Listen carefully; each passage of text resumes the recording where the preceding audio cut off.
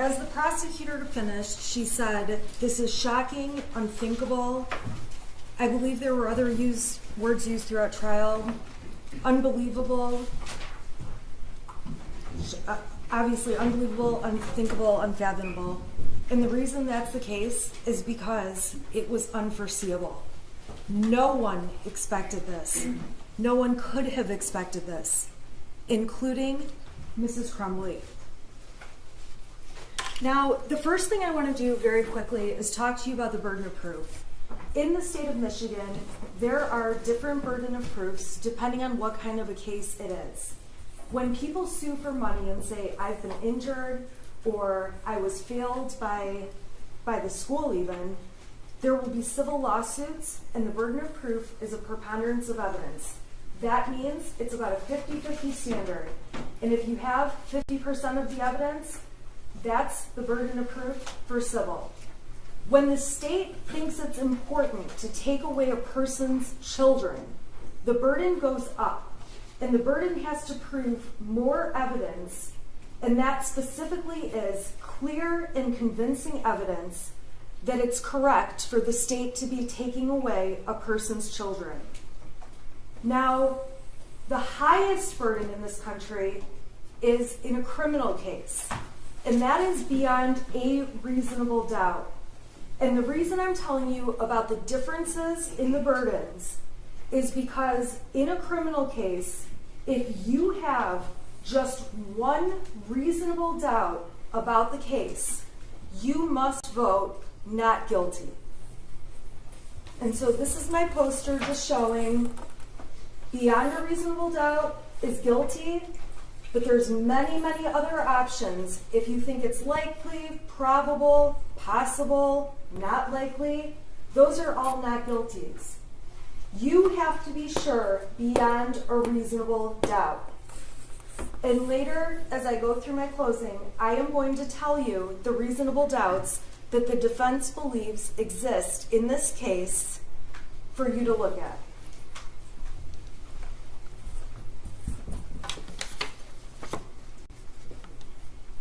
The other thing I have to ask you to keep in mind is that in the jury instructions, and I think you've been told this throughout trial, the defense does not have to prove or do anything.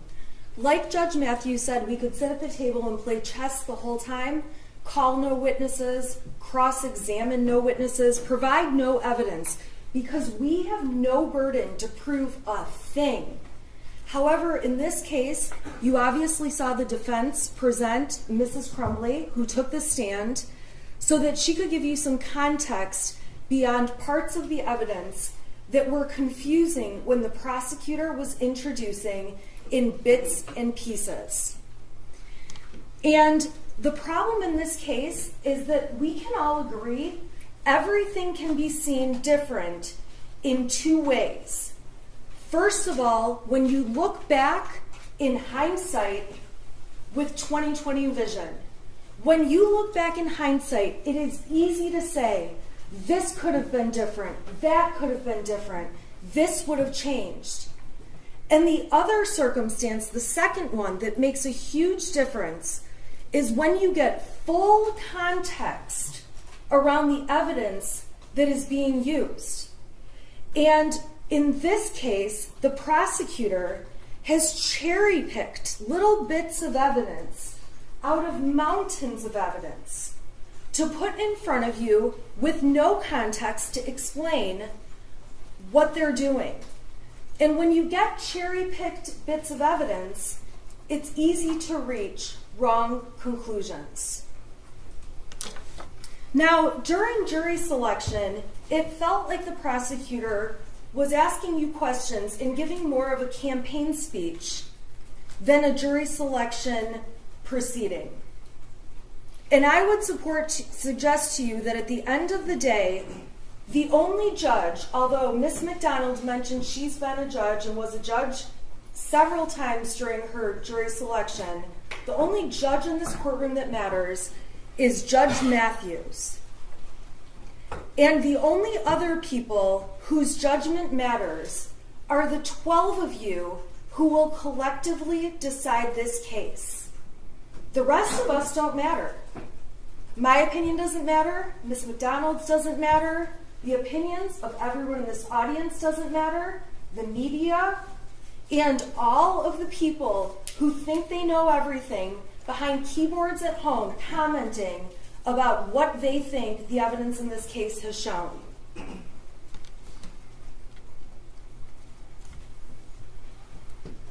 So during this case, it's obvious real life is messy and complicated. And during this trial, I will openly admit that I'm a lawyer who messes up.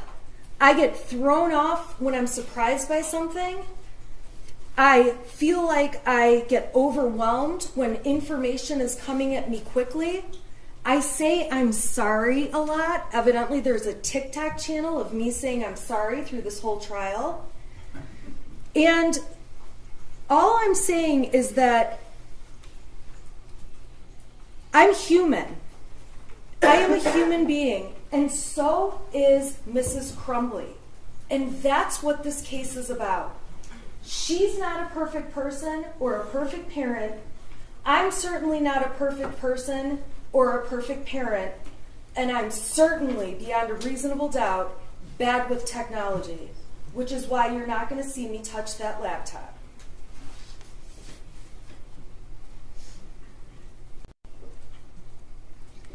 So during this trial, I have stood before you and shown you all my flaws, and I embrace them, and they are a part of what makes me human.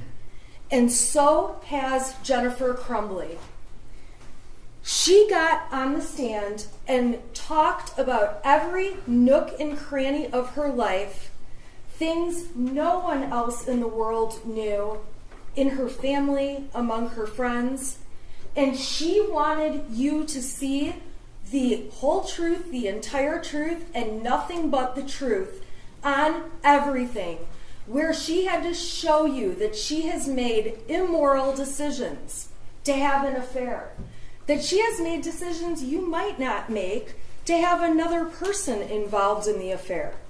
Now, we didn't get too far into the details, but it was enough for you to know that Mrs. Crumbley got up there and literally stripped off her armor, let the prosecution cross-examine her, and show you what happened in her messy life. And I say that with all kindness because I'm a mess too.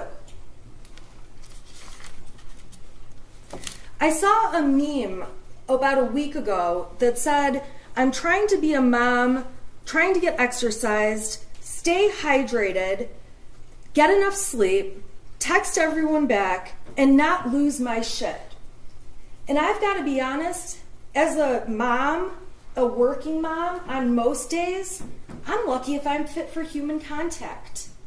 I'm lucky if I've taken a true shower and didn't just grab a handful of wipes and scrub off the best I can on my way running out the door, putting on my makeup as I drive to court in my car. Because my life is not perfect and no one's is.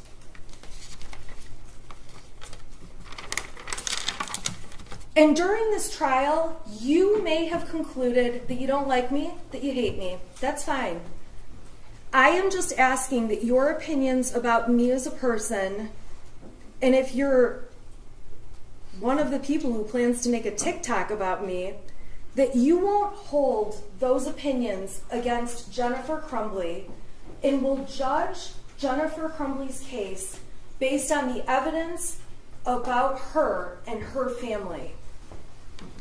And if you hate her or don't like her or agree with things she's done, that's okay too. You don't have to like her. You are not expected to go hang out with her when this is all over. After trial, you don't have to decide if you want to go to her house. You don't have to have Thanksgiving with her.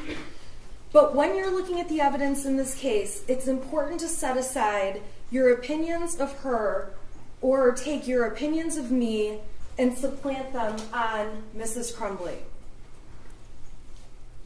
Now, when I took on this case pretty early on, I realized I am Jennifer Crumbley, and I could be here accused and sitting in her spot very easily. Now, in my house, we don't have guns. I don't have guns, but I do have children. And actually, I have an oopsie baby, my fourth one. I did not want 4 in 4 years, but that's what I was blessed with. I say I'm abundantly blessed. And I have kids that seem to have no issues. And at the end of the day, they're good kids. They go to school. We have no discipline problems. We have arguments here and there, just like every family does. I have a son that wants to hang out with me very rarely, but I have no belief that any of my 4 children would ever harm anyone else. And while I don't have a gun, I have a large butcher block on my counter with big knives that I use when I cook, and I enjoy cooking. And at the end of the day, my kids could just as easily grab a knife without me knowing it and without me having it on my radar and walk out the door of my house and go play with their kids, the other kids on my block. Granted, they live farther down my block because I'm in the middle of nowhere. And my son could kill somebody with my butcher block knife that I would have never expected to happen. And if you saw the text messages that my husband and I exchanged on a daily basis throughout this past year and even years before, it would be so easy for me to be in her seat. With my kids, I don't monitor assignments. I don't look at their phones. I have no reason to. My son plays a lot of video games. My son's online talking to a bunch of people as he's playing a lot of video games. Even though he has a cell phone, I don't go through it and look at his messages every day. And as he gets older, I do know he's interested in girls. If he starts receiving nude pictures of a girl on the cell phone I owned but let him use and gave him for his birthday when he turned 11, should I be held accountable for receiving child pornography if a girl sexts him over some inappropriate pictures? If my son decides he's going to send some pictures back and takes a nude picture of his bits and pieces, that's a 20-year felony.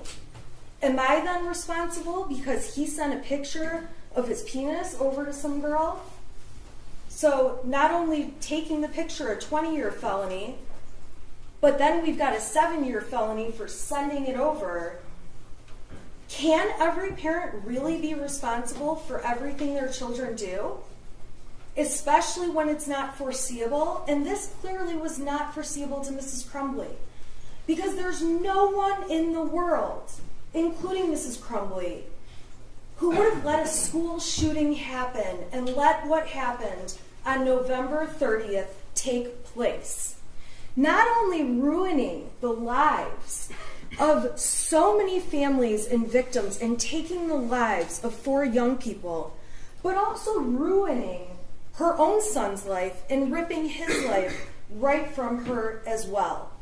She would be the first person on the planet who would have never let that happen in a million years.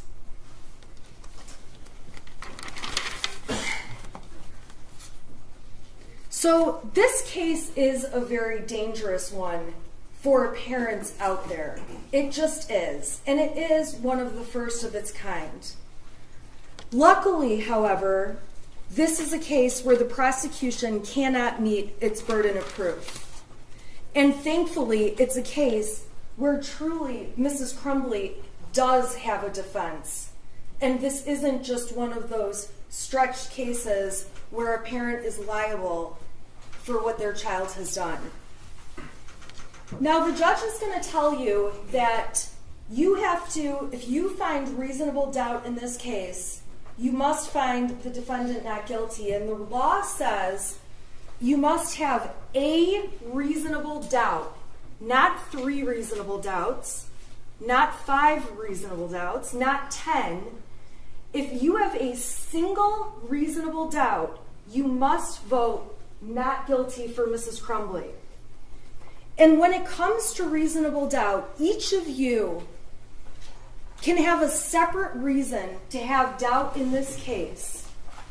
You don't have to agree on what the doubt is.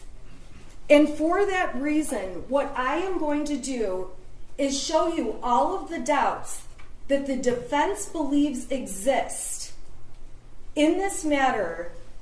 Some of them may speak to one juror, some of them may speak to another, but at the end of the day, if you have just one, your vote in this case must be not guilty.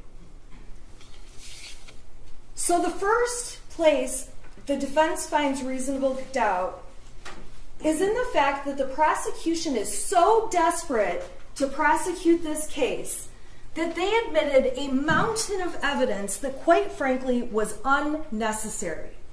Now, they say to you they needed to show you, they needed to prove the manner of death. We stipulated that 4 people died. We stipulated that it was the most horrific set of facts you could ever imagine. We stipulated that what happened to Molly Darnell and Christy Gibson Marshall was horrible. But this prosecution, putting that evidence on, was designed to inflame you and make you emotional, strike your sympathy, and get you to hate Mrs. Crumbley, which, by the way, has been very effective for most of the media, most of the public, and for anyone who has seen information put out by this prosecutor in this case. A second reasonable doubt comes from the fact that we know, and the evidence in this case showed, context is key. And that was clear when Detective Wagrowski took the stand and said, you get better decisions when you have more evidence, and testified that in a former hearing, he messed up because he didn't have the video from before the one he saw, so he believed the parents arrived at the school together, and subsequently, when given more context, showing more video from further beforehand, he could see they actually arrived in different cars, met, and walked in the building together. And at the end of the day, the more context you have, the more accurate you can be. When Brian Maloche testified, another example came about where the prosecution had him testify that Mrs. Crumbley said to delete his messages, clear your cache. And I'm so thankful that the rest of the world sent me emails that I don't know how to pronounce cache, because now I do. And when Brian ended up seeing the messages before clear your cache and after clear your cache, he realized, oh, she wasn't asking me to delete messages. She wanted me to refresh my web browser to see if the Facebook had actually deactivated. And so that was proof again that when you have more context, you're more accurate. And the problem the prosecutor has in this case is they have very little context for the very little evidence they've submitted. There's also no context around some of this little bits and pieces of useless evidence, like Jennifer Crumbley saying that her son was an oopsie baby. I call my son that, so what? Does that mean I hate my son? Does that mean I would be okay if he went and killed a bunch of people and or if he committed suicide? No! Calling your child an oopsie baby was designed to try to make her look bad with no context. Having Amanda Holland come in, a coworker who's not a friend to Jennifer Crumbley and has been interviewed by law enforcement to tell you her advice on she should go have a mother-son day with her teenager, so irrelevant when she's faced with raising toddlers every day. When I heard her advice, I thought, yeah, right. I have 3 teenagers. I almost have a 4th. And personally, not only would they rather do anything else than spend a day with me, I'd rather do anything else. And we do spend time together, but that's not their first priority when they get to pick what they're going to be doing.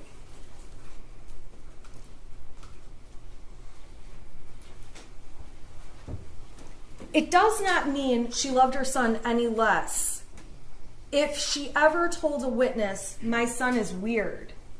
And part of what made me realize I could be in Mrs. Crumbley's shoes is I've sent texts to my husband saying, our daughter is a psycho today. On the way to school last week, she's crying. She doesn't have people to sit with at lunch. I texted him, she's a nutcase. I don't know what to do. I don't know how to handle this. I don't have time for this. My other daughter is complaining about her lights flickering in her room. I texted my husband, this sounds like a case. The start of a case. My husband works for my office. He's actually my office manager, so he knows about the case. He went in her room and figured out in 5 minutes it's because when she flips her blow dryer on, one of our plugs makes the lights flicker.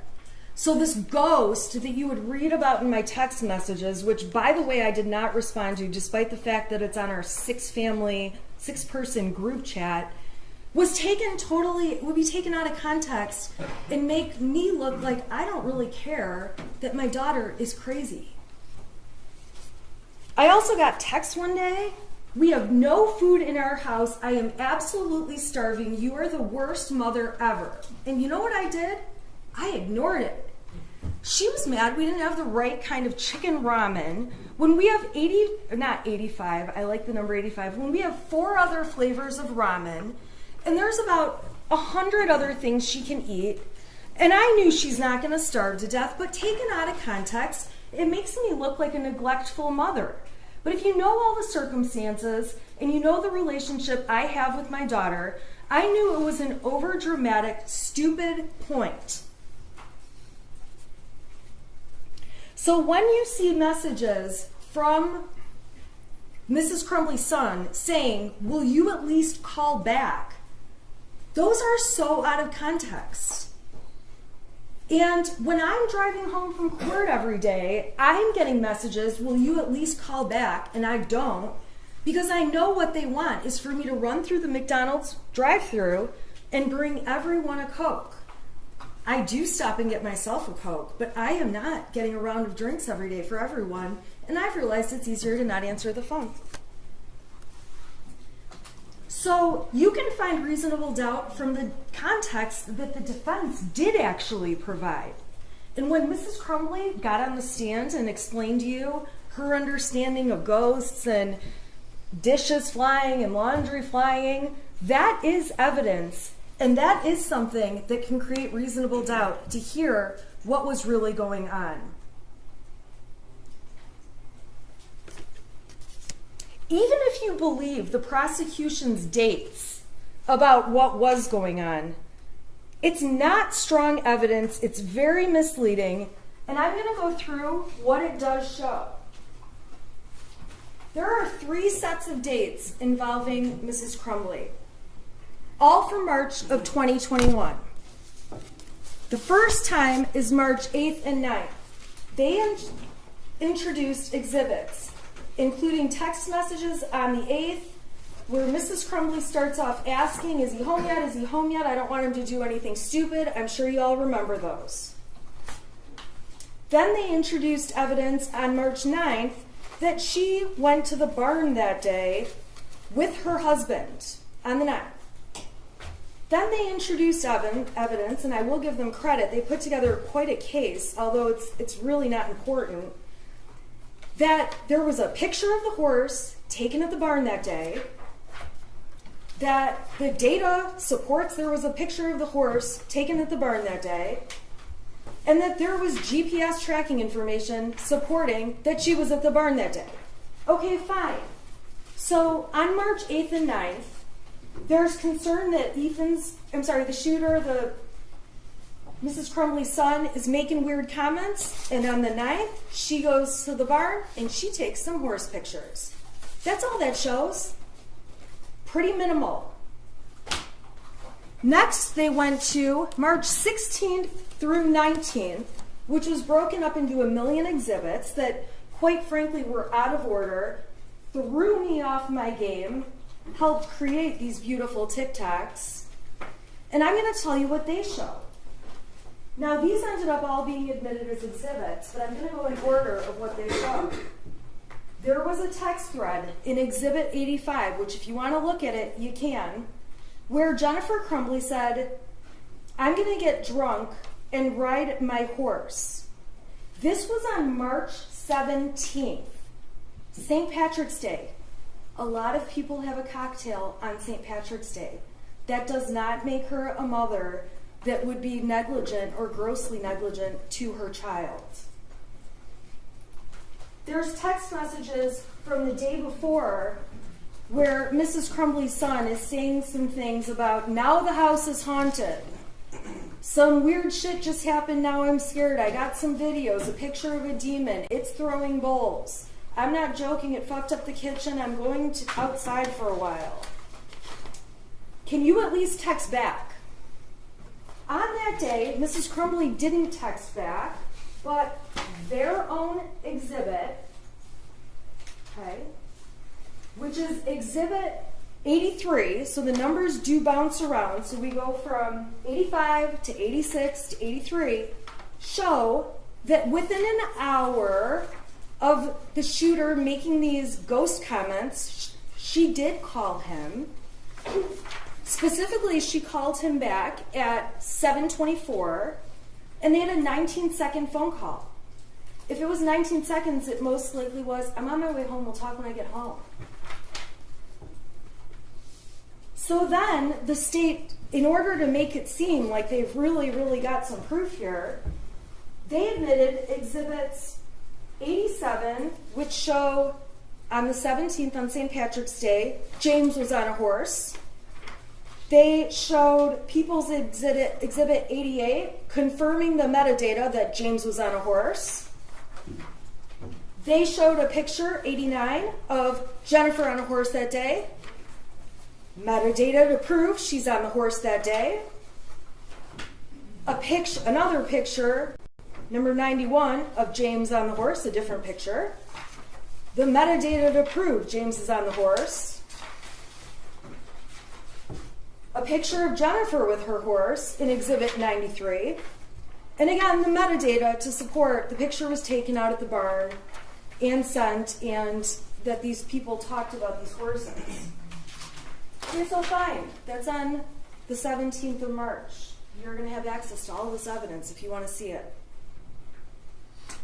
Then they introduced exhibit number 86, which is where their son says the house is haunted. This is on the 17th. This is the day where he says, can you text back? This is the day where I already showed you the exhibit. She called him. She didn't text back, but she called him. And then they show a couple texts from a few days later on the 19th, where it's obvious from the messages the Crumbleys had had an argument with their son the night before. He was upset to have his phone and things taken away. That Jennifer Crumbley gave him a melatonin to go to sleep. She should have only given him a half. It's in the messages, but she gave him the whole thing. And it knocked him out, and he slept in their bed that night. And when he woke up the next morning, James described him in the text messages as he woke up looking like he had way too much to drink last night, complaining about a headache. Jennifer says, well, he was really worked up and out of control, so I can see why, talking about his behavior during the fight. All I know, Jennifer says, he needs to eat, go to work hard, not complain, and he can get his stuff back. She testified that getting his stuff taken away is his trigger. It's what makes him get upset.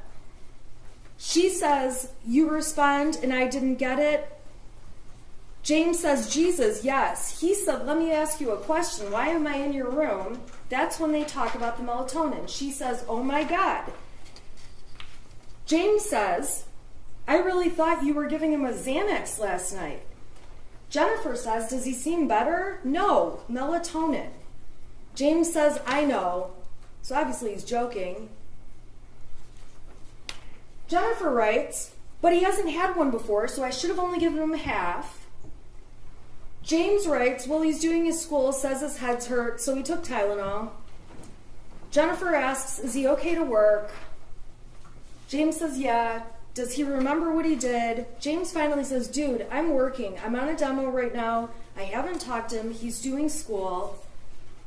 And that's really the extent of the conversation. So fine. So one day, they get in an argument.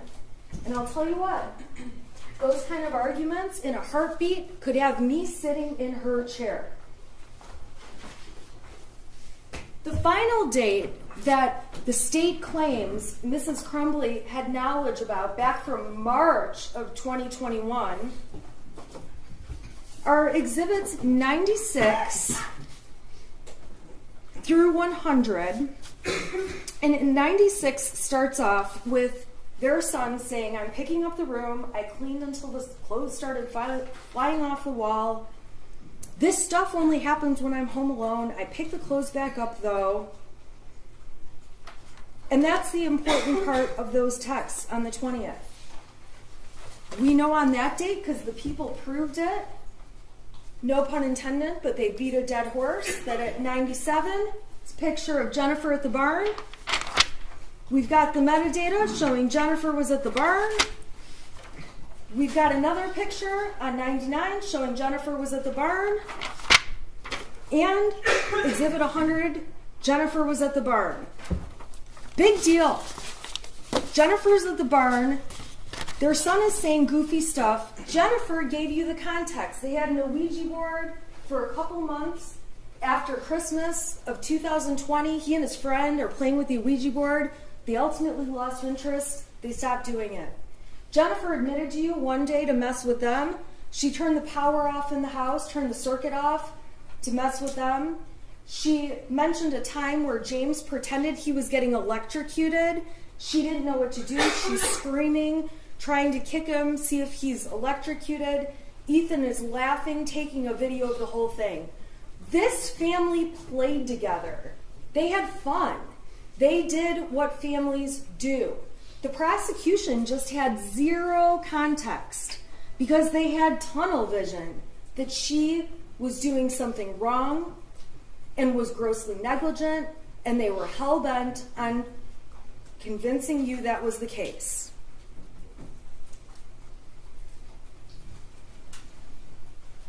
So the other thing that you can find as a reasonable doubt in the case is the lack of evidence in the case as a whole. The prosecution has made very serious claims. And when you really look at it, they have very little evidence. So what they've shown to you, and I have it in these folders, are these dates in March 2021, which, by the way, are 10 months before the shooting even took place. They're before it would have... it's unreasonable to expect that things that happened in March of 2021 are an indicator that 10 months later their son's going to do something. It would be very different if every week there's something going on up until the shooting, but there's not. Because if there was, the prosecution would have brought that in and showed you every horrible thing that was happening to show you their son was being ignored, and they don't have the evidence.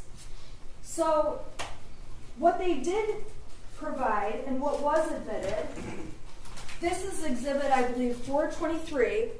These are all the Facebook messages between James and Jennifer.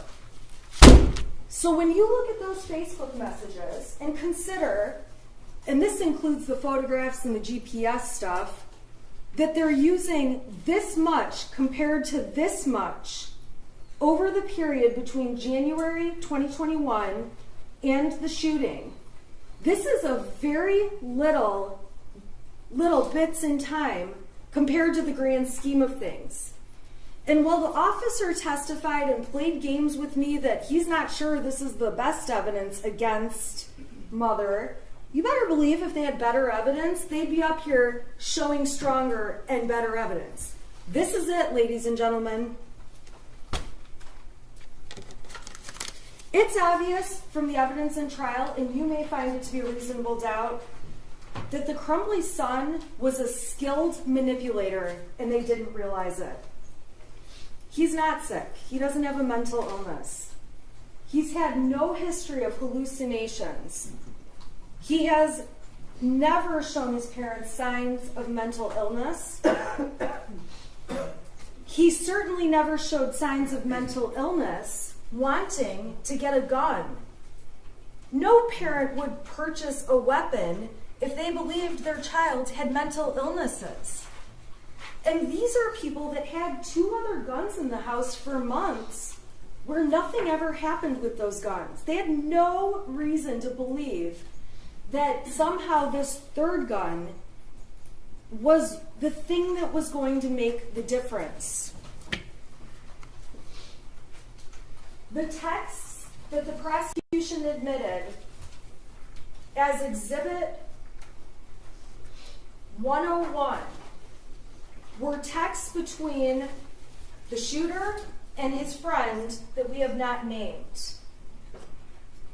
The extent of these text messages saying goofy things like, I told my dad to take me to the doctor, he gave me pills to suck it up, it's at the point I'm asking to go to the doctor, I'm having insomnia and paranoia, I'm calling 911, I thought about calling 911, but my parents would be pissed.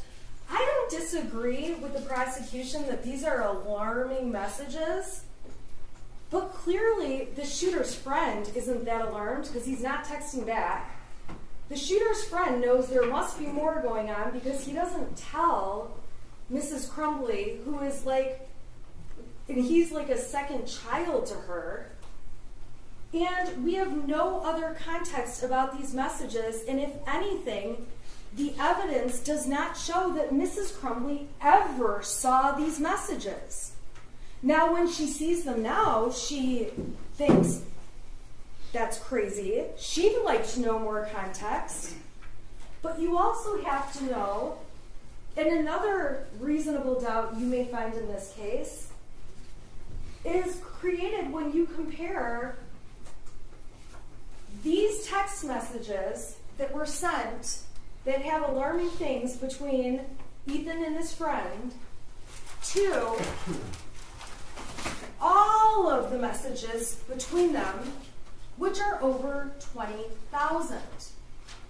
And what you would have to believe, and what I would believe, is that if the state had stronger evidence, they would have paraded it up and we would have been seeing a lot more of these. But instead, they were admitted, and you haven't heard the friend testify, you haven't heard any context about these, and all you can see, and really all the evidence shows, is that there's no reason to believe Mrs. Crumbley ever saw them.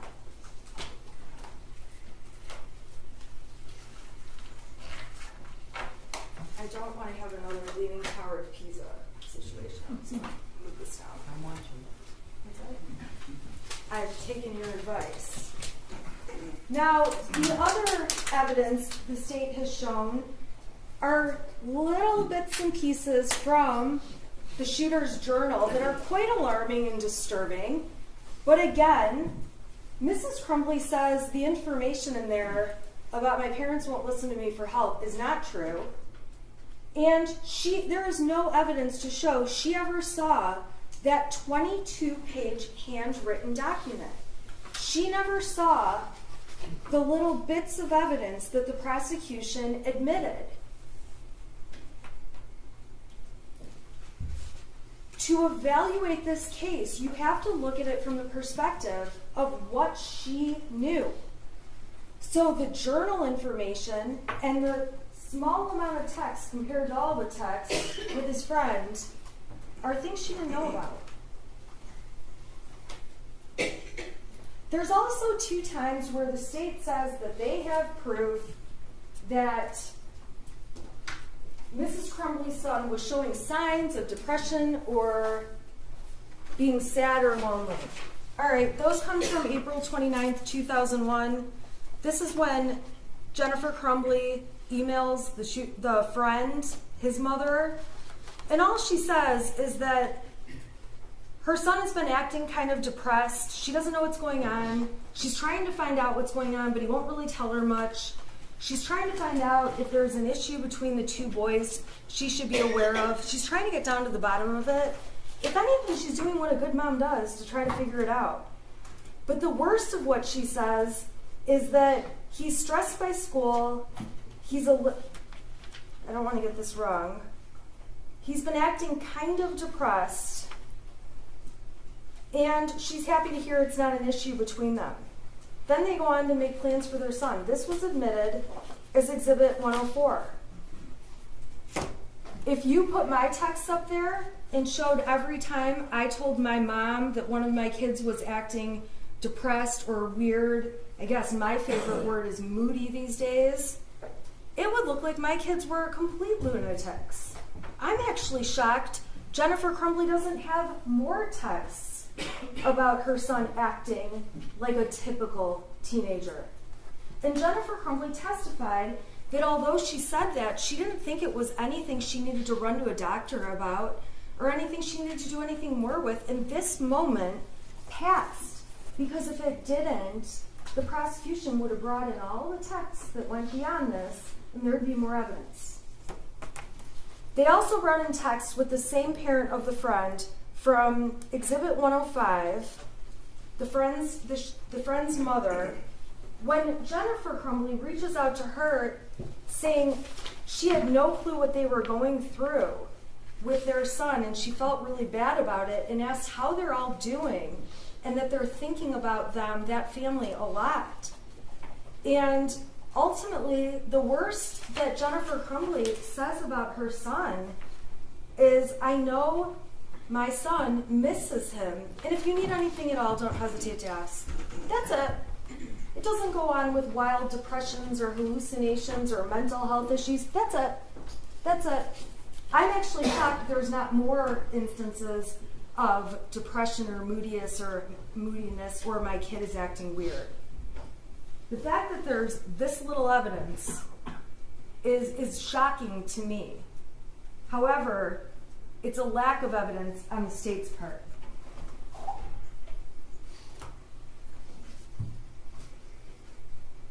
There's also a lack of evidence in Mrs. Crumbley saying he's depressed to really anyone else. Even after the shooting, when she's talking to her friend Kira, to other people, to Brian, all she keeps saying over and over is, I wish there had been signs. I wish there had been something. He's a normal kid. There's a complete lack of evidence of mental health concerns specifically. If you want to really spend some time digging into this, you can read all the messages between James and Jennifer Crumbley, all of them, and you will find that there are not texts that go on that their son was exhibiting anything close to a mental health concern. And again, my text would read worse because I say things like, I think my daughter's psychotic.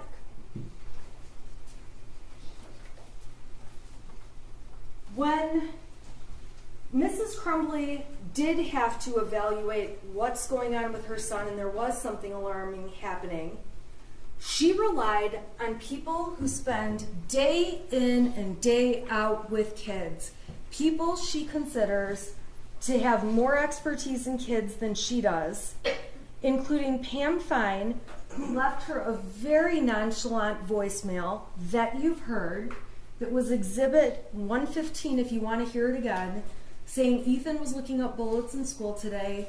It's not illegal, it's not wrong, he's not in any trouble. It's just like how teachers can't look up hops for beer. You don't need to call me back. She was relying on the representations by the school counselor, Sean Hopkins, who took the stand and has had a lot of training, hundreds of hours of training, and made it very clear this was just an issue where he needed some kind of therapy and didn't think it was necessary to suggest to the Crumbleys, go to Common Ground today, or serious enough that he called 911. And she relied on the assistant dean, who also has an abundance of experience Mrs. Crumbley doesn't have. And quite frankly, my kids didn't come with a handbook, and my guess is her son didn't either. And the assistant dean said the same thing in the meeting with Mr. Hopkins, that Ethan Crumbley that the son could remain in school that day, that he would probably be better off, according to Mr. Hopkins, around peers versus being alone, and that as long as they got him an appointment within 48 hours for some kind of counseling or therapist, that was sufficient. So it's absolutely not credible when a witness from the school, like Mr. Hopkins or Mr. Ejak, gets up on the stand and says, even if a kid is very sick, we cannot force them to go home. That is not true. And as parents with common sense, you should know that's not true. Because when my kids are puking, my kids' school will not let them be there. And when they have a temperature, not only can they not be there, but my children's school is always nice enough to remind me they can't be there for the next 24 hours, which means they can't be there the next day either. So reasonable doubt can be found in the fact that trained professionals told Mrs. Crumbley her son was not a risk, and Mrs. Crumbley relied upon it. This school also failed to even really look at the situation and tell her about things from the year before. They made it very clear that he was not in any kind of discipline issue, which is shocking to me and was shocking to Mrs. Crumbley, considering he's off topic looking at bullets in school. He's looking at a video in school of some kind of violent pictures, and then he draws a gun on his math paper instead of doing the math paper. So when school officials say, okay, this is really not a big deal, all we want is a counselor within 48 hours, Mrs. Crumbley took that as a very strong sign that things were fine. And reasonable doubt can come from the fact that those 3 people at the school, Fine, Ejak, and Hopkins, are mandatory reporters by CPS who would have reported if they thought Mrs. Crumbley or Mr. Crumbley were neglecting their son. Mrs. Crumbley even commented to others about the nonchalance that was at that meeting, that it was only 12 minutes long, which surprised her, that she was disappointed they didn't take it more seriously, that she was surprised there was no disciplinary action, and she left the school actually feeling better that maybe she had overreacted when she flew over to the school. Now, the people who are trained in these areas, they didn't just say, we're not trained in these areas. They gave specific examples. They said that kids who are really a threat, they would show nervous behavior. They would show anxiety about somebody else handling their belongings. In this case, the shooter was cool as a cucumber as Mr. Ejak went down, got his backpack with the gun in it, and brought it to him. And Mr. Hopkins and Ejak said they hoped they could get him into counseling today, but ultimately said he can stay at school and we'll give you 48 hours to get it situated. All right, so the prosecution keeps harping on the fact that Mrs. Crumbley knew they had bought a gun and that the people at the school didn't. This is Oxford Community Schools. These professionals testified about how common guns are at the school, so common, and this kind of blew me away, although I live out there, that students are known to go to the gun ranges often, that girls on homecoming wearing their short little party dresses they wear to the dance take photos before the dance holding their guns, that kids go hunting on Late Start Wednesday before they go to school, and the school has to give reminders to parents for people to leave their guns at home. So this school that obviously has a strong gun culture going on, that sees a student looking at bullets, looking at a video game type thing with violence, and seeing a gun drawn on a paper, that these school officials, knowing that community, that they didn't ask if he had a gun when they carried the backpack down, and did make a comment about how heavy it was, although the comment evidently was made to a different teacher and I misunderstood and thought it had been made to the shooter. So yeah, Mr. and Mrs. Crumbley, they didn't mention the gun, but they did mention that they had been at the shooting range with their son. And this is a community that is so into guns. I can't even believe that these girls, I always look at those pictures on Facebook and think, oh my God, how short are those dresses? And these are girls showing their dresses with their guns in their hand. They know this is a gun community. Reasonable doubt can be found from the fact that the biggest concern at the time was suicide and not homicide. The worst case scenario that was presented would lead a reasonable person to believe there was a possibility of suicide, not homicide.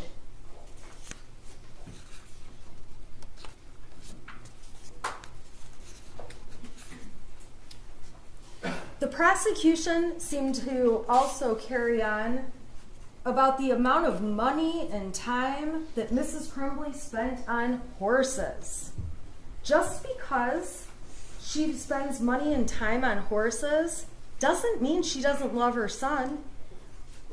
And the fact that they have to stretch so much can create reasonable doubt. And if you actually look at the exhibits the defense submitted, you'll see that Mrs. Crumbley said she has to get a second job to pay for the braces, which are very expensive to put on her child's teeth. She paid for her son to be a part of a bowling team. She paid for him to do other sports.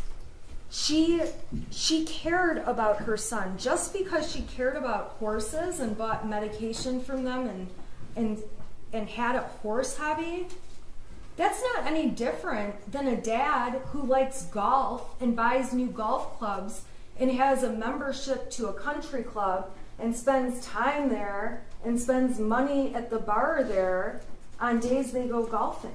It's not any different. To try to suggest that it shows the priorities were on horses and not their son is just garbage. This is a son who had everything he needed and all kinds of opportunities in life. A son they take camping and on vacation to Cedar Point. Not only do they take him, they take a friend with them. These are parents that clearly love their child. They're sitting there playing board games with him, spending time doing that. That's all in the Facebook pictures that were admitted. Those are submitted to you as exhibits, and you can take a look at them if you want to. Brian's testimony in this case absolutely creates reasonable doubt. When Brian Meloche testified, there's no question he was inconsistent. And I would submit to you that there was no reason law enforcement needed to interview him for 2 hours, 1 hour, and then 3 hours. But over time, the police certainly caught on to the fact that the more you ask Brian the same question over and over and he realizes he's not giving the answer you like, he changes it.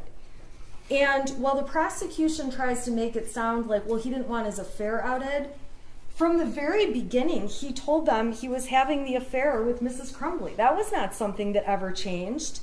It wasn't until the third interview when they started talking about his pension, talking about his job, that he felt pressure. He agreed with the word pressure, and he agreed with the word veiled threats, although he did take it back later, that the police wanted him to say something bad about Mrs. Crumbley. And I would submit to you that they probably did that to all of the witnesses in the case.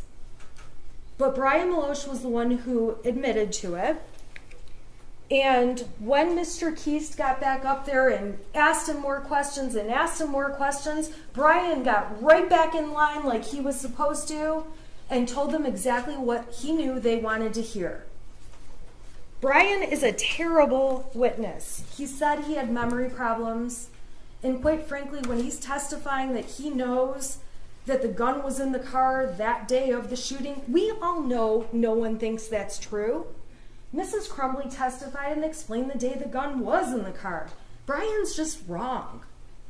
And when Brian testified that Brady was gone and he believed Brady died or committed suicide, I would submit to the jury that Brian is just an idiot and has no clue. And that the truth is, he didn't know the details about where the shooter's friend went. He just knew he went away. Wherever he got that suicide idea from, who knows? The prosecution didn't show any texts or anything to support that. But it's clear that Brian Maloche has been put on a mission, which is, you're coming into court, you've got some things hanging over your head, and we want you to take a position against Mrs. Crumbley. And I would submit to you that if you read the 77-page exhibit that I got yesterday and went through in painstaking detail with you, you can see that Brian Maloche did not think of Mrs. Crumbley that way when he knew her and when he dealt with her. And he testified the only places he got new information about her that made him think differently about his answers were from law enforcement and were from the media. The media that we have talked about in this case repeatedly as being inaccurate. Brian admitted that when the prosecution asked him, and we've already talked about this, to delete his messages, when I went through the part about clear the cache, Jennifer telling him clear the cache, showed him the stuff before and after, he realized it was just to refresh the page to see if Facebook had deactivated. So giving him little bits of information is particularly dangerous because he's not the sharpest. And that's what the prosecution did. They used him to their advantage to try to make it sound like they have this case and all these horrible statements against Mrs. Crumbley. And by the way, when they presented evidence that Mrs. Crumbley is deleting texts and keep making it sound like she selects different texts here and there, it actually sounds like Mrs. Crumbley deletes all her texts, as she testified, that when people start flooding her with text, she deletes entire threads at a time. Who knows what she's deleting? We saw her on her phone flipping through them super fast. And the texts ultimately that she deleted, the prosecution did point out two of them in their closing. They pointed out the texts about "we're fucked" and "we're on the run again," but they didn't mention that she deleted two texts that are actually very exculpatory and helpful to her. Why would she delete some of the most helpful and exculpatory things she said? Those two texts are on page 42 and 44 if you want to see them in the 77-page exhibit. And those two texts confirm, she calls it the string lock was on the gun. She means the cable lock, but she doesn't know enough about guns to say cable lock. The string lock was on the gun. And the other deleted text that the prosecution didn't mention was when she said that the weapon had been locked, the ammunition had been stored separately, and that everything was not loaded. There's no reason she would delete two messages that are that helpful to her.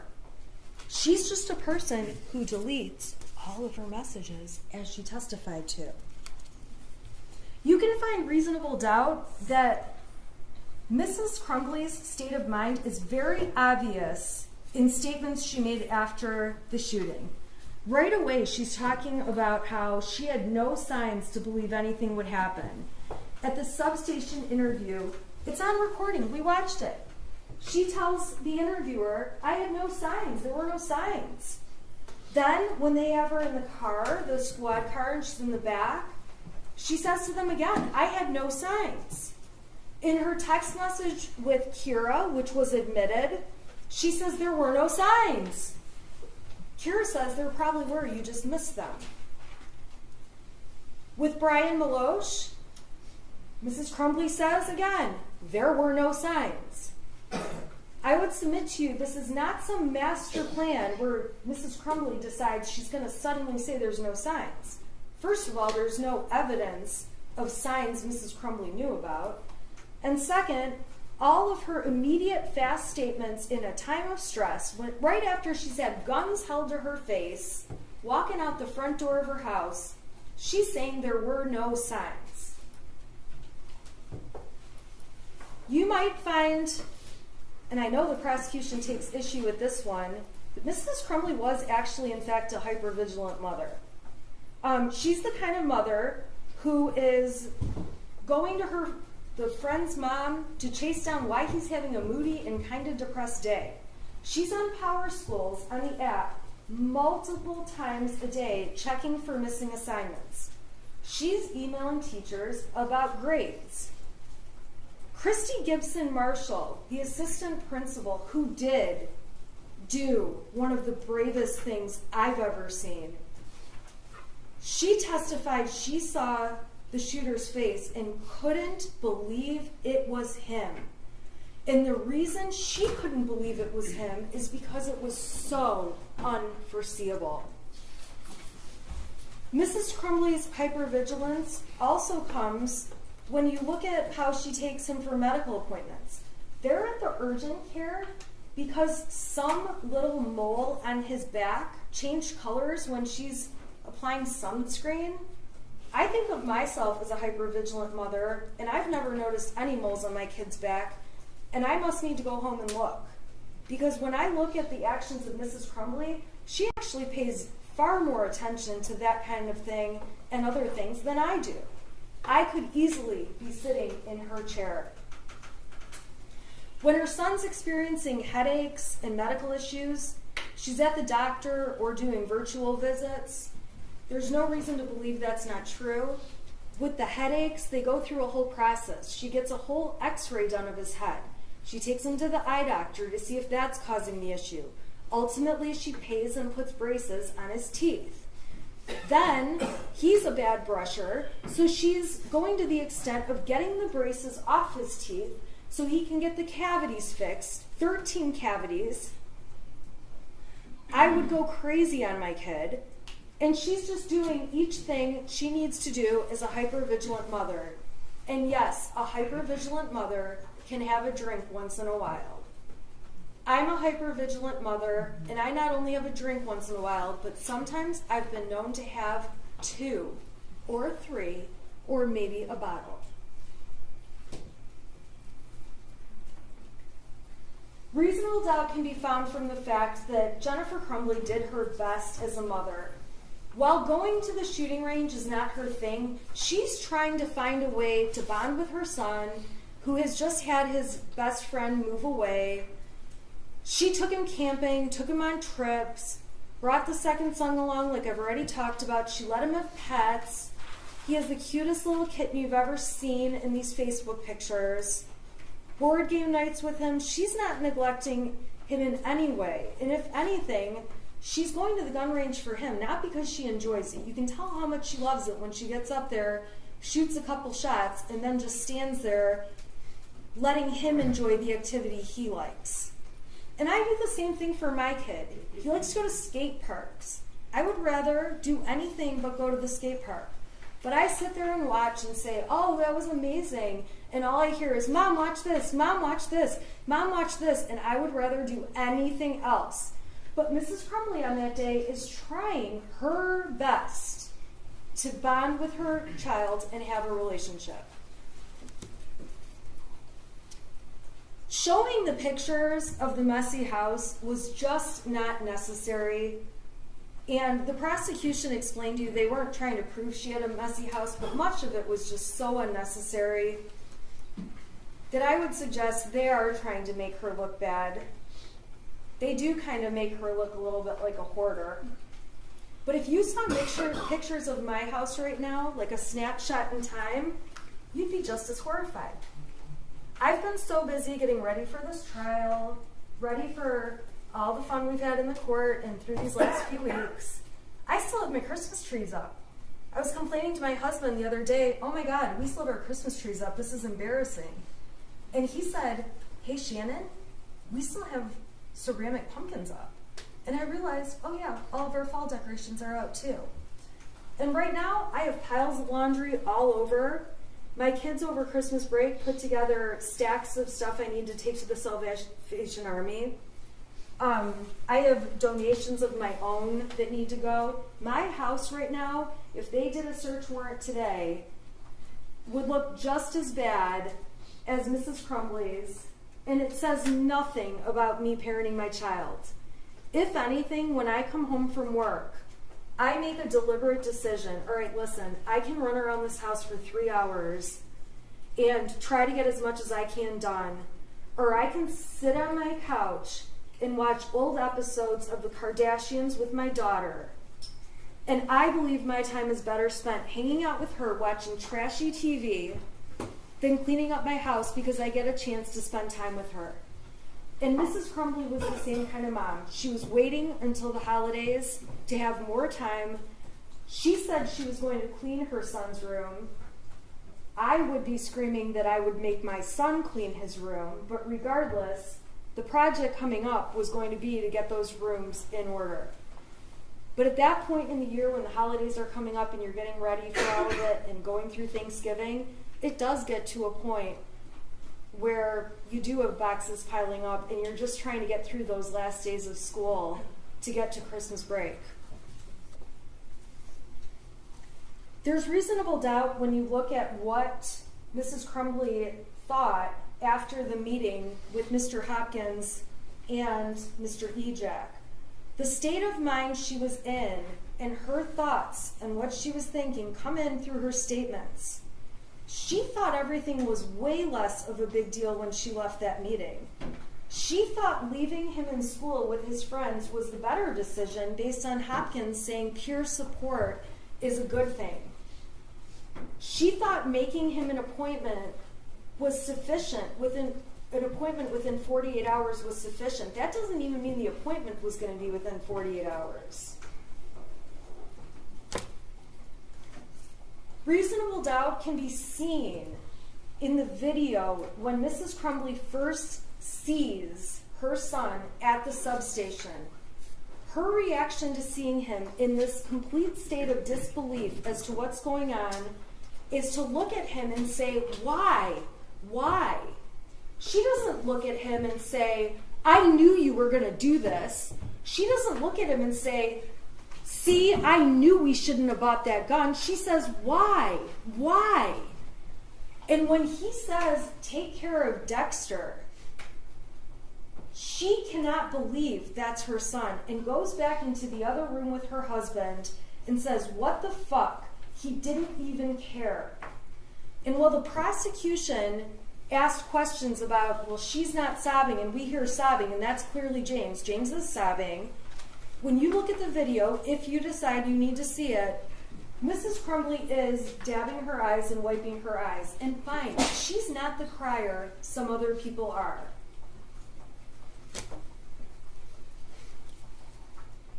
Reasonable doubts can come from the statements in the heat of the moment at the substation when Jennifer Crumbley is in a state of shock trying to answer their questions. She says, he's never done anything bad. This is after she already has somebody saying you really should have a lawyer there. She's still just talking about what the truth is. He's never done anything bad. One of the parents says he's a perfect kid. Jennifer Crumbley tells them the most of an issue he ever has is anxiety over tests. Jennifer Crumbley tells them everything was fine this morning. In the statements Jennifer Crumbley made when she was in the car and doesn't even know yet if there has been fatalities, she says he's never done anything. She acknowledges he ruined lives today. She says, it's the first time I've ever seen him do anything. She says, he's a good kid. He's never angry. He's mellow. He's not what he looks like. He's not a monster. And she's not a monster either. She explains to them in detail when they ask, he's never had mental issues. In those moments, she can't even think straight about life around her. She's worrying about a horse and her job and all kinds of random stuff. And ladies and gentlemen, when emergencies happen, life doesn't just stop. So the fact that she's able to function and think, I still need a job, I need some money, I need a phone that works, that doesn't mean she thought her son would terrorize and kill people and shoot people at a school. Her reaction when she finds out there are fatalities was genuine and honest, and she broke down crying although she does continue to keep answering their questions. She explains why she feels like fatalities are different. She explained that on the stand. If he had shot people and injured them, it was something they could at least deal with. But a fatality is a fatality and can never be changed. The prosecution's attempt to misconstrue Jennifer's entire demeanor is a reasonable doubt in this case to show they don't have a strong case. They keep saying she's not sad. Jennifer explained she went into what can I do mode. She did show sadness if you read the texts between her and Mr. Maloche. She showed sadness in the way that she shows sadness. And for these officers to get up on the stand and say she didn't behave like the mother of a school shooter should behave is nonsense. None of them have ever dealt with the mother of a teenager who has just killed people and shot many others. There isn't a right way in any handbook to say how you should or should not behave. Trying to make her look selfish and callous goes right with that same thing. How she reacts is how she reacts. You see it on the screen. It's really hard to pass judgment, although these police officers did, on how a person should react when for the first time in their lives they walk out of their house and are surrounded with guns in their face. Or how a person would react to be woken up in the middle of the night on a mattress with police around them and above them with guns in her face. So not only has anyone not been in the shoes of a school shooter and dealing with the kind of emotions that would come with that, they also don't know, and there isn't a standard reaction for how you behave when you're surrounded with guns in your face. Jennifer's own statement provides reasonable doubt that she didn't think he would hurt other people. She typed to him, "Ethan, don't do it." She didn't say, "Don't shoot people." She didn't say, "Don't hurt anyone." She thought the only thing on her radar that could be possible at that point, knowing there's an open shooter and he has a weapon, was that he would kill himself. Reasonable doubt can be found in Jennifer's testimony. Jennifer's testimony is evidence, and at the end of the day, whether you believe, like, hate, however you feel about her testimony, the defense didn't have to prove anything. You still have to evaluate the prosecution's case for what it was. However, Jennifer Crumbley did take the stand, and that was not easy for her, to give you additional context about what was going on in the shreds of evidence the prosecution cherry-picked and put before you. The only person who's actually been consistent in this case, and you can find reasonable doubt from this, is Jennifer. She's consistent in what she says to police, what she says to her husband about things, and what she says to other witnesses who testified. You can find reasonable doubt in the fact that the police officers are very, very biased in this case. There is no doubt this is one of the most awful situations any one of them have ever been involved in. But it's also very clear they have a narrative that Jennifer Crumbley is responsible, and when they came in here and took that witness stand, they were going to mess with me on questions that were so stupid. Like this ATF agent telling me he doesn't know if teenagers could lie. Everyone in the room knows a teenager could lie. That was a lowball. Just answer the question.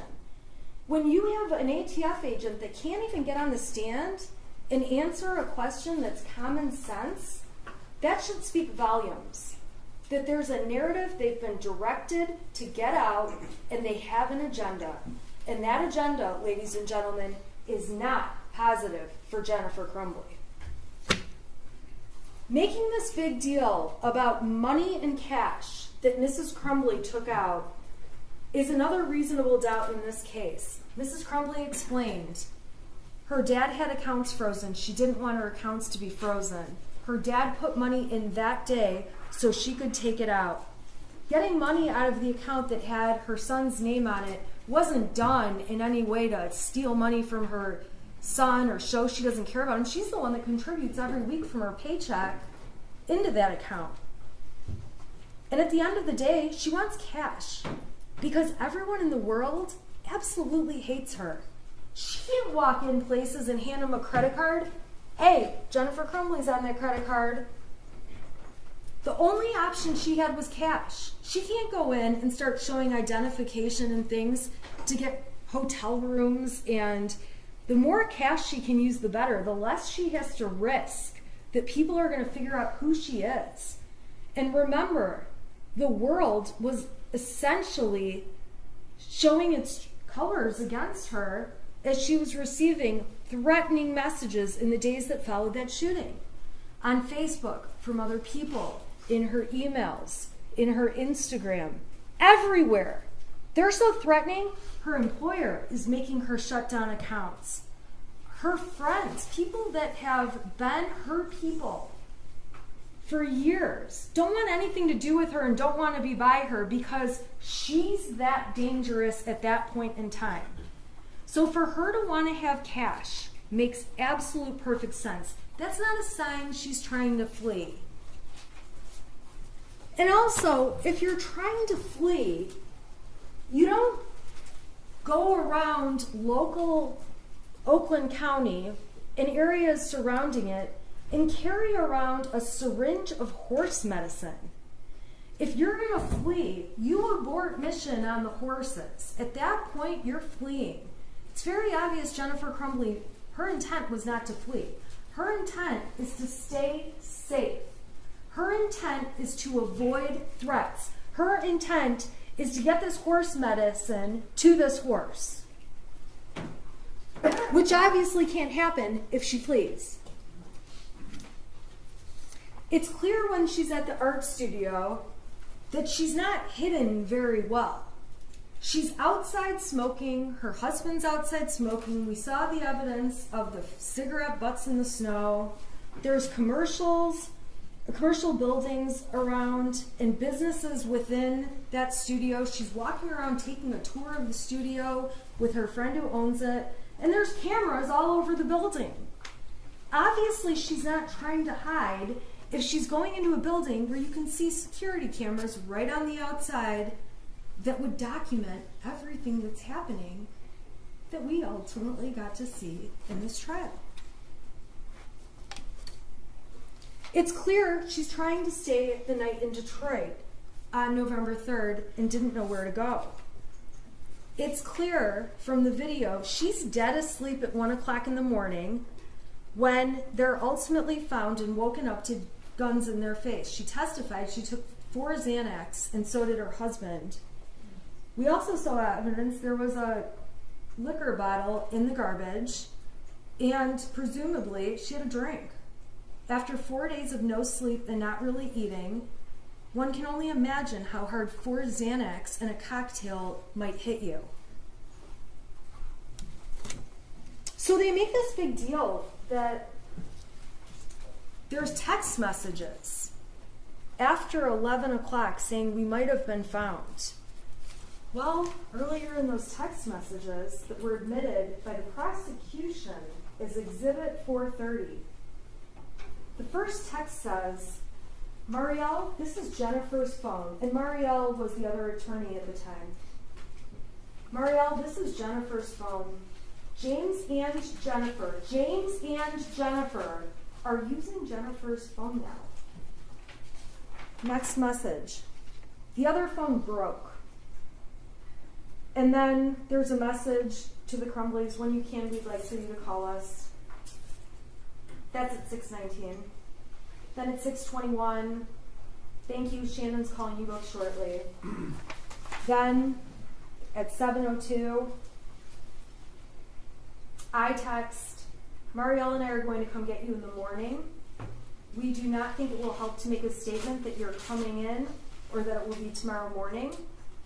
All we can say, as we've told everyone, is that you're coming back, and as of tomorrow, you'll be back. My next message says, we can show them that everything we've said was going to happen did happen. Because the Crumbleys weren't running. They just wanted to turn themselves in to a court. And law enforcement got on the stand and told you that's something people commonly do. It just didn't happen in this case. At 7:03, the Crumbleys write back, and we don't know if it's Jennifer or James because they're sharing his phone. Okay. Text to the lawyers that say Marielle, Shannon lawyers. Who knows why they sent that? I text, I am going to drive home from my office right now. I'll give you a call in about 45 minutes so I can get all of the bond factor information written down for you, for Marielle and me. I'm asking for bond information so we can go to the court in the morning. Your Honor, I'm going to object. There's a prior ruling. She cannot be a witness. That was already dealt with. Sorry, I thought I was arguing off the evidence they admitted. Well, you can argue off the evidence. Okay. So they say at 7:37, okay, we'll be waiting. I'm going to call in 1 minute, okay. Then at 11:14 on the phone that both of them have been using, a text is sent to the lawyers.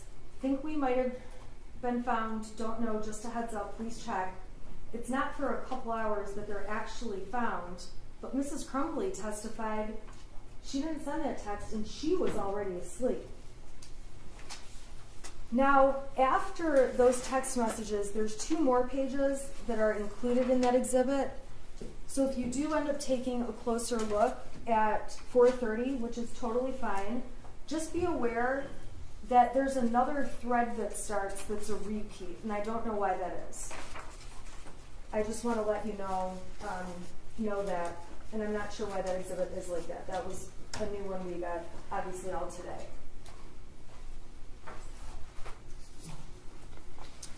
In the days after Mrs. Crumbley and Mr. Crumbley are planning to turn themselves in, we know they're planning to turn themselves in because Exhibit A was admitted, which showed they were trying to find a hotel in Auburn Hills on Priceline for December 4th and 5th, in case they needed it for the weekend. There's no doubts, and I don't need to go on and on about this, they were getting threats. That was so clear at trial. They were afraid to go turn themselves into a police station. A police station where if they went, there would likely be other inmates or bad people there, and their faces would be up on a TV because it was all over the state at that point. They were terrified. They wanted to go in through a lawyer. Reasonable doubt can be inferred from the fact that they set an alarm clock, which was admitted by the prosecution, showing that on Saturday they were getting up at 6:30 or 6:45, completely consistent with their plan to go to Novi for an 8:30 hearing. This is also not James's trial. I am not standing here suggesting that James is guilty of involuntary manslaughter in any way, but it is important to point out that James was the parent responsible for all of the storage of the guns. Jennifer Crumbley barely knew a thing about them. She didn't object to them being in the house. She didn't object to buying the gun that James and Ethan were interested in. She didn't object to calling it Ethan's Christmas gift. She was not responsible at all for the storage of the weapon. It is misleading to suggest by the prosecution that that Sig Sauer case was open on the bed and that it sat open like that all day with the ammunition box next to it.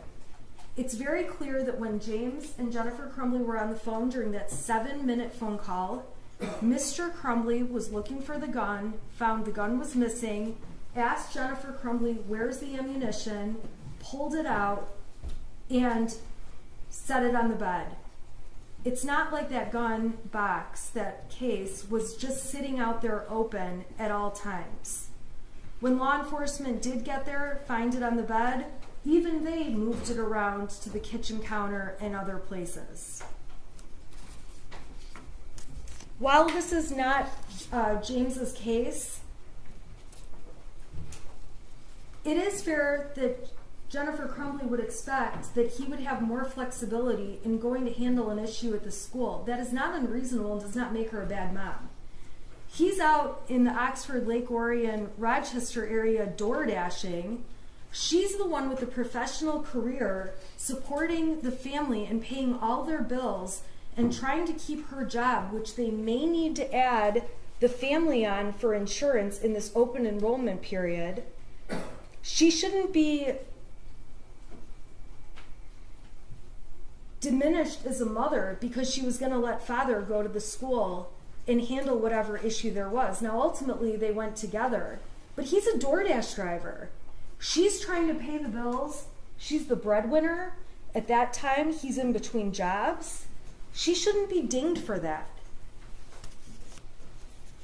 It's misleading for the prosecution to suggest there's been evidence in this case. She keeps guns in the car. She didn't say she keeps guns in the car. When she was interviewed, and if you really want to watch the interview, you can, Jennifer told law enforcement there was one time that gun was in the back of her car. That one time was when James put it in the back of the car, and she drove the car to the range. Her son and her had a experience at the range, and she drove the car back home, left the car locked with the gun in it, so that when her husband got home, he could put it away. It is not true that she was driving around keeping guns in the car. That is not what she said to police. As far as Mrs. Crumbley knew, there was a cable lock on the gun at all times. She called it a string lock. She testified that the key was kept in a separate place in one of the many beer steins they had. She testified that she did know where the ammunition was. She hid it in her drawer of jeans. And she testified that things were locked and hidden separately, and that Mr. Crumbley was responsible for hiding the weapon. If you are upset with how the weapon was hidden, that's not your issue to decide. That's a future jury that will look at the case of James Crumbley. You're here to look at the case of Jennifer Crumbley and consider what she knew. She is not the person responsible for storing this weapon. I'm not trying to suggest she didn't know it was in the house, but she is not the person putting the cable lock on and off or doing anything with the gun. We saw her gun abilities when she went to the range and had to have her son show her everything about it.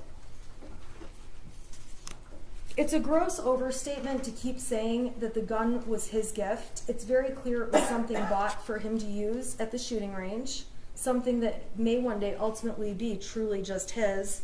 But it's just like any of us giving our kids a laptop to use, a cell phone to use, a car to use, a jet ski. I have a friend that has kids, they have snowmobiles. Nothing different. It doesn't really mean the kids just have free access to all of that stuff. It comes with conditions, rules, and parameters. Unfortunately, this is a case where the prosecution made a charging decision way too fast. It was motivated by obvious reasons for political gain and media attention. And we know that because on 11/1, when the shooter was arraigned, the shooter was on Zoom, and so were the parents, and the media was aware. And when Mr. and Mrs. Crumbley were charged, and there was a swear-to at the court, the media was all there, but guess who wasn't? Mr. or Mrs. Crumbley. Mrs. Crumbley testified she didn't even know there was going to be an arraignment, but the media knew. And then the prosecution came out with a big press conference, announcing it. I would submit that the plan was never to let the Crumbleys turn themselves in, but to turn them into a big charade of looking like they're trying to flee when they absolutely weren't. The prosecution and law enforcement have approached this case with tunnel vision from day one. Brian Maloche called it a witch hunt. I would submit to you it was. And once they charged these parents and the ATF, Sheriff's Department, Border Patrol, Secret Service, all U.S. Marshals, not Secret Service, when all these agencies have gathered around and hundreds of people are looking for the Crumbleys, it's really hard to say, we made a charging decision a little too fast. And in this case, you heard evidence that much of the evidence in the case didn't roll in until after the parents were charged, arrested, and in jail.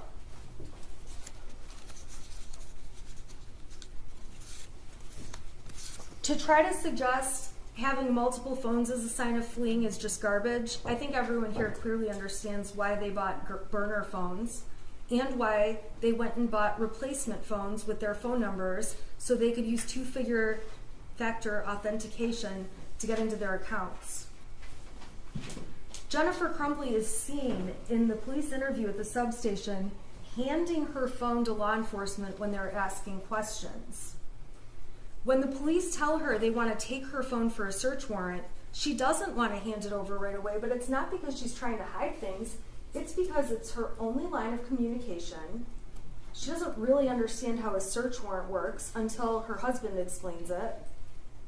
All of her contacts are in the phone. She doesn't carry around a little diary of all the numbers, although police do let her get the numbers out. And it's the only way people can get a hold of her, and she's been in touch with them nonstop, as we can see when she's in the police vehicles. And again, although she's on her phone, and there is a substantial amount of time where she's looking things up, communicating with people, trying to get things done, that doesn't mean she believed her son was a school shooter and had no emotions over what was happening.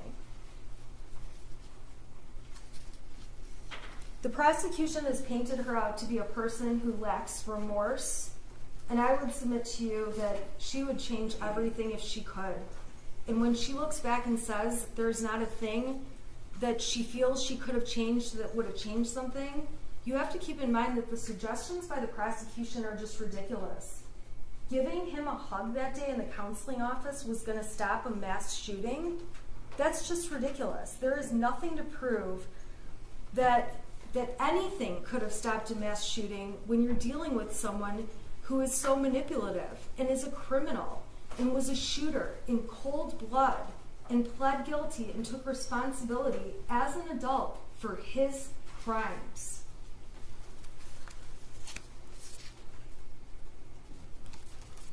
Finally, my last reasonable doubt card is blank, because I've tried my hardest to come up with all the reasonable doubts the defense sees in this case. And like I said, each of you need only one to vote Mrs. Crumbley not guilty. But a lot of times jurors think of a reasonable doubt I miss because there's so much evidence. And we've already established, and I've admitted I'm not a perfect person and not a perfect lawyer, so I put a blank card before you so that if you have a doubt I've missed, you know you're not limited to what I've suggested or the defense has suggested. You're welcome to come up with your own doubts on your own. And if you decide you want to dive in and read the truth between Mr. and Mrs. Crumbley and everything they talk about, you're totally more than welcome to. Those exhibits are all going back with you. And what I'll tell you is that you're going to find a lot of instances where Mrs. Crumbley is anxious, asking where her son is, where her husband is. You're going to see a lot of horse talk. You're going to see arguments between a married couple. When I read them, they read just like my husband and myself, yelling and swearing at each other at times. And then the next message says, hey, what do you want for dinner? And then we just move on, and that's just how life is. You'll see messages in here that will certainly make you blush when you read what Mr. and Mrs. Crumbley intend to do in bed that night.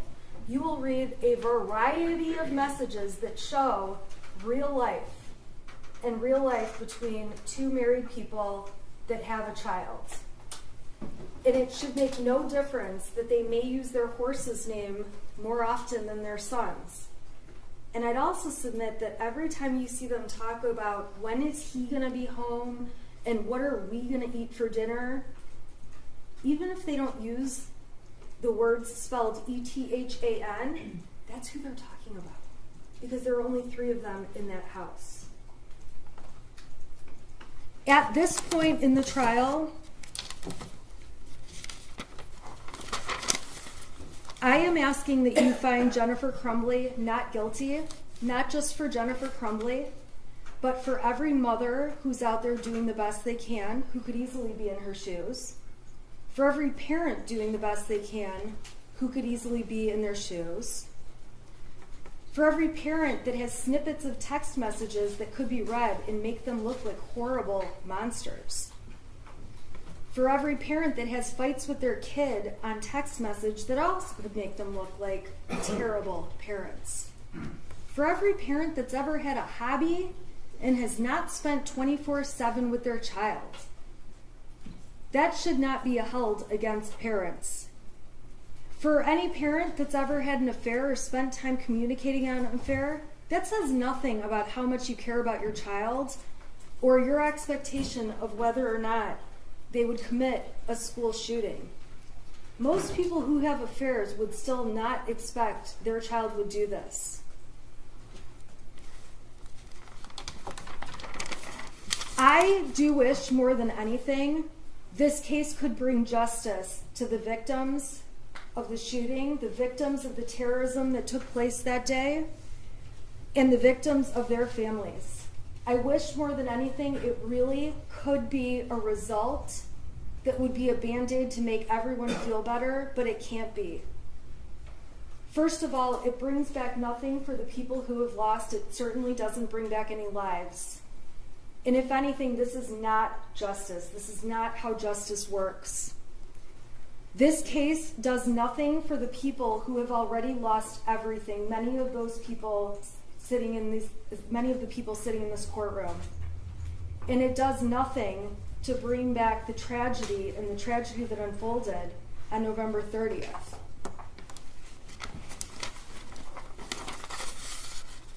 At this point in time, the prosecution cannot prove that Mrs. Crumbley avoided exercising ordinary care that would have saved lives. The prosecution cannot prove that Mrs. Crumbley was aware there was a danger that existed by her son that required her to exercise reasonable care. They cannot prove that she was grossly negligent and that there was any way she could foresee that this would happen, as awful as it is, and we all stipulate it is. At this point in trial, I always have to sit down. This is how the court rules work. Prosecution gives a closing, I give a closing, they have an opportunity for rebuttal, and then I don't get to say anything else. And I'm sure you can see from my demeanor in trial, when the prosecution says something that I know I have an argument against, I get anxious, you can see a reaction, and I'm not going to do that. But I am going to tell you that as they argue, I will have many things that I wish I could get up and say, that's not true, and argue against. So what I would ask is that when you go back in the jury room and begin to deliberate, you think about and ask yourselves, what would Shannon Smith have said in response to the rebuttal where they get the last word? I would just ask that you consider that in your deliberations, because I guarantee you I'll have a very hard time sitting here knowing that the prosecution gets the last word when I know the defense would disagree with it. And I am asking each of you to vote that Mrs. Crumbley is not guilty because she is not guilty, and because a not guilty verdict is the only fair and just result in this case. Thank you. Yes.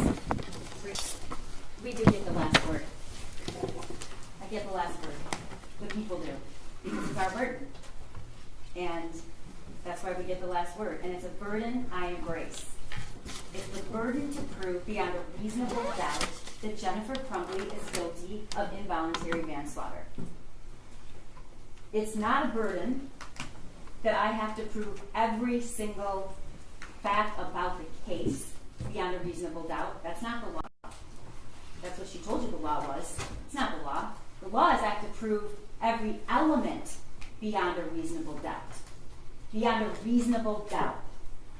Not any doubt. Beyond a reasonable doubt. The defense gets to decide how they present their case. They get to decide that. She gets to stand up and say what she said.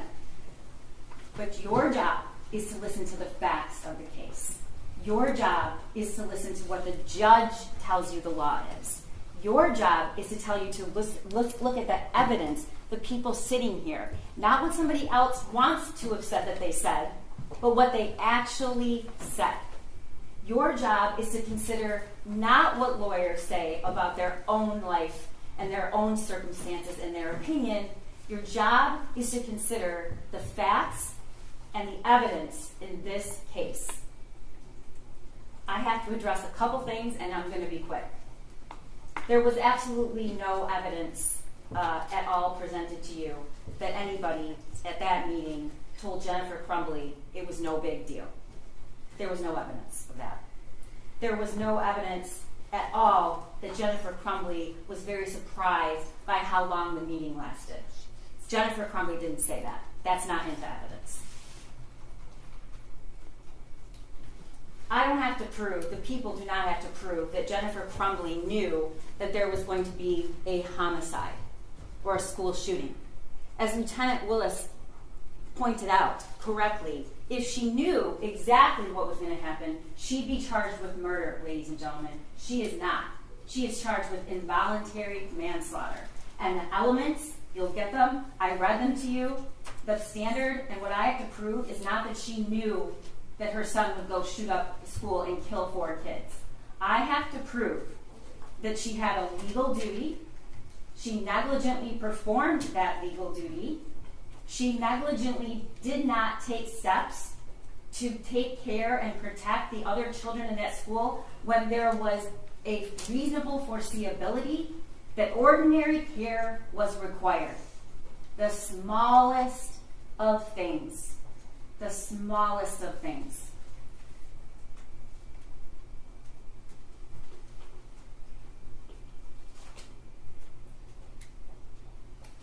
I apologize to the law enforcement in this room and any listening that I have to stand here and to defend their integrity. But I do. Because if you believe that Special Agent Brandon and Lieutenant Willis and the other law enforcement that took the stand here, including What objection? I'm objecting because I'm allowed to argue based on what's in evidence, and Miss McDonald is trying to make me sound like I've done something wrong. And I didn't. My argument was proper. She's arguing. It's my rebuttal. Yeah, and overruled. You commented on the statements of the police officers. You argued about the statements of the police officers. She gets to argue about the statements. The exact quote was, they probably did that to all the witnesses in the case. If you believe that, then you believe that the Sheriff's Office, Lieutenant Willis, Special Agent Brandon, the ATF, the Federal Marshals, the Detroit Police Department, anyone who the evidence tech, they were all in some sort of conspiracy. That's what you have to believe, and I know that that's not what you're going to find. Look at the evidence, apply the law, and decide what the truth is. That's all I've ever asked you to do. That's all the judge is going to ask you to do. Nothing here was designed. Nothing here was made up. And I don't have to convince you of that, because I know that you're going to use your hearts and your minds and your sense of reason, and you're going to look at the evidence.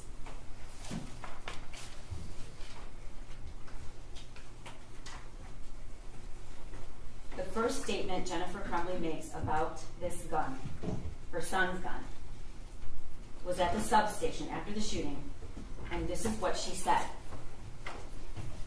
It was hidden. It was hidden. That's what she said. It was hidden, ammunition separately. It was hidden in a dresser. It was hidden. That's all she said about it. The school's actions or inactions do not excuse the culpable behavior by defendant.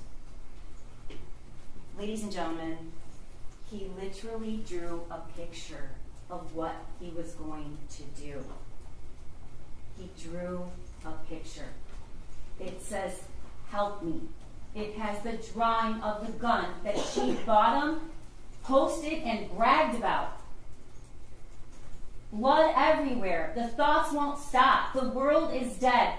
He drew her a picture. Pretty egregious and unique circumstances. And in fact, it is absolutely not true that we have to worry that we'll all be sitting here. We agree on one thing. Her testimony is evidence. Jennifer Crumbley's testimony is evidence, and you should consider it. And when you consider it, I'm confident that you will agree it is not consistent at all. It wasn't even consistent from her direct examination to her cross-examination. She acknowledged, sitting here, when Mr. Keys asked her about, "Where's this phone? You said you took the phone." You heard what she said. "We took his gun away. We took his gun away." I don't have to prove flight beyond a reasonable doubt. I already told you that. You can infer consciousness of mind. And what does that mean? You run, you delete text messages, and you lie because you know she knew she did something wrong. The question about why Jennifer Crumbley didn't take one of these small actions, secure the gun, find out where the gun is, it looms large in this courtroom. There is no one it looms larger for than the victims and the family members of those kids who were killed on that day. We don't have to prove why. But remember what she said. "I wouldn't change a thing." Just hours ago, she said, "I wouldn't change a thing."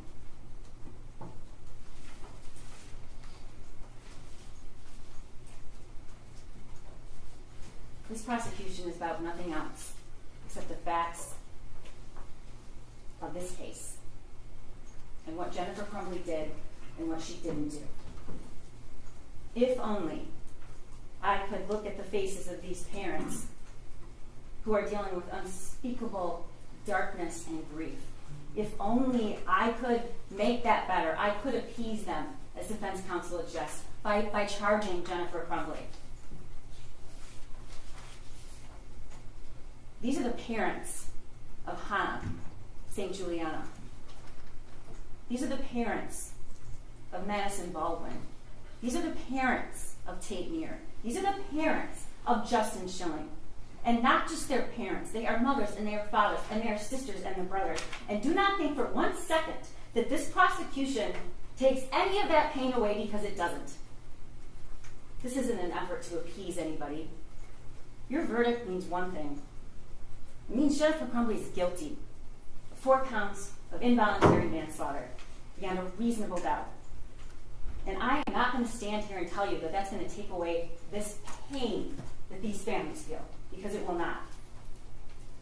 I won't stand here and say that the pain will be gone for Molly Darnell, or Christy Gibson Marshall, or Special Agent Brandon, who ran out of that office so quickly that his chair was spinning, or Ed Rogrowski, who viewed the surveillance video to identify the path of the shooter, and it was burned in his brain forever. Or for Lieutenant Tim Willis, who answered the call to lead, and maybe the biggest ask of his entire career, but one he did not back away from. Don't render this verdict for the hundreds of kids in that school. It will not appease them. Nothing will. But you are now called upon.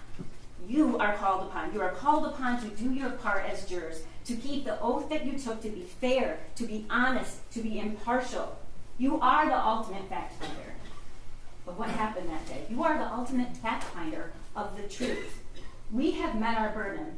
We have proven beyond a reasonable doubt that Jennifer Crumbley is guilty of 4 counts of involuntary manslaughter for failing to exercise ordinary care when the smallest, tragically simple thing could have prevented it. It could have saved Hannah.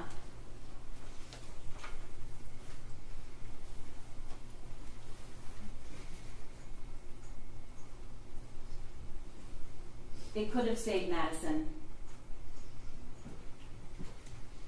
It could have saved Tate. And it could have saved Justin.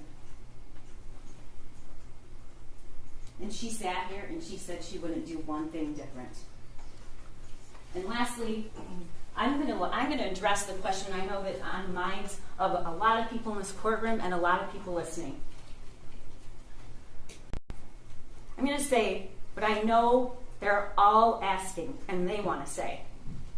When she took the stand and she testified about her own loss, and she was asked the question, "You lost everything?"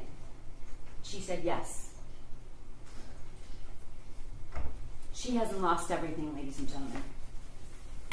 Her son is still alive. Find her guilty of 4 counts of involuntary manslaughter. Thank you. Thank you. I have